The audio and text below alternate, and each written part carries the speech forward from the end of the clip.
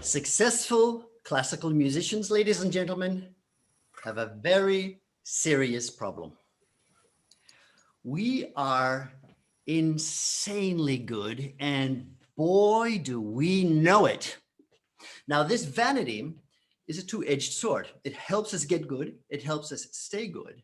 But as every wise person knows, pride comes before a fall. And if successful musicians are anything, we're a bunch of wise guys.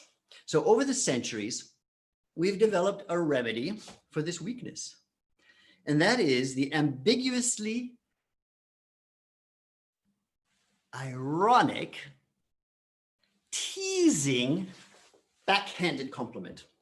Now, before I betray my insider secrets, I have to briefly let you know that in orchestras, there are groups that just don't get along. And that starts with the conductors and all the musicians. Traditionally, conductors are very arrogant, and like bosses in corporations, they're not only arrogant, they very often know less about the business at hand than those that they are leading. So with very few exceptions, musicians tend to hold conductors in contempt. Now, the players of the loud instruments, that's me, I play the French horn. We are in a long and strong rivalry with the players of what we like to call the highly flammable instruments, like the violins. Stereotypically, we play too loud, and they are non-contributing, pretentious snobs. But by far, the greatest entertainment value can be found in the rivalry between the young and the old. The young players usually are technically quite good, but they are also usually completely ignorant of the fact that they desperately need to develop musical maturity. Now, the older players tend to have this musical maturity, but some of them are in deep denial of the fact that they don't have the technical abilities that they once had. Now, when I was a young musician, I was invited to a very good Italian Baroque orchestra to play a very, very difficult piece. The concert went exceptionally well. And afterwards, a friend of mine came up to me and gave me the classic Italian compliment. Bravo, bravissimo. However, no. Bravo, bravo, bravo. Now, to outsiders, that might sound like a very nasty thing to say, but to insiders, that is the best compliment you could ever get, because nobody in the business would ever give a compliment like that unless they genuinely admired your work. And what's more, these kinds of compliments are a constant reminder to us that no matter how good it gets, no matter how good you are, it can always get a little bit better. The illusion of perfection is not for us mortals. The illusion of perfection is for conductors. Now, musicians like to joke a lot.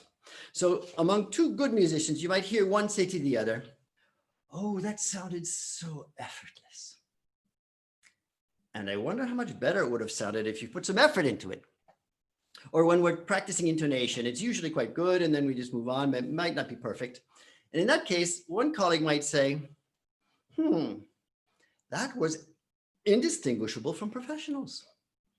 Or after a loud part in a rehearsal, you just might get one of the players of the highly flammable instruments who turns around and says, "How long have you been playing, roughly?"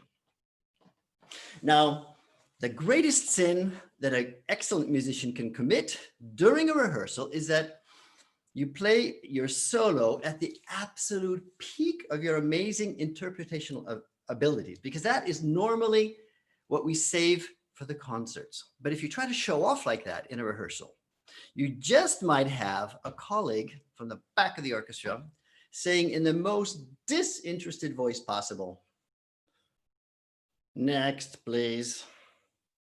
Don't call us. We'll call you." So you can see we love to roast each other and tease each other because it's a very creative and fun way to show our admiration for each other without appearing to be too eager to brown nose each other. Now, one of my favorite situations is in recording sessions, because at recording sessions, we are allowed to and actually encouraged to take great risks. And as you can imagine, the greater risks you take, the higher potential you have to make spectacularly epic fails. So if you make a clunker in a recording session, and this is particularly the case in Britain, you're expected to make a humorous, self-deprecating comment like, I'll get my coat. And if you don't, and some people try to act as if nobody noticed, a colleague just might come up to you and say, your coat, sir. Or even better, now, what is it that you do professionally? Now, the older the orchestra, the more sophisticated the humor gets. And in the Vienna Philharmonic, they have a very wise tradition, and this is actually true, I'm not making this up, that on every string band, and that's where you have one sheet of music and two players playing the same part, they normally try to have the most experienced older musician paired with the least experienced young musician. And the reason for that is this way, you're sure that on every string stand, you have one player who knows how it goes and one player who can play it. Now, I've got a lot more anecdotes, but they are going to have to wait for another speech. If you enjoyed my speech, that makes me very happy. If you learned something from my speech, even better. And if that is the case, then I dare you, pay me a compliment.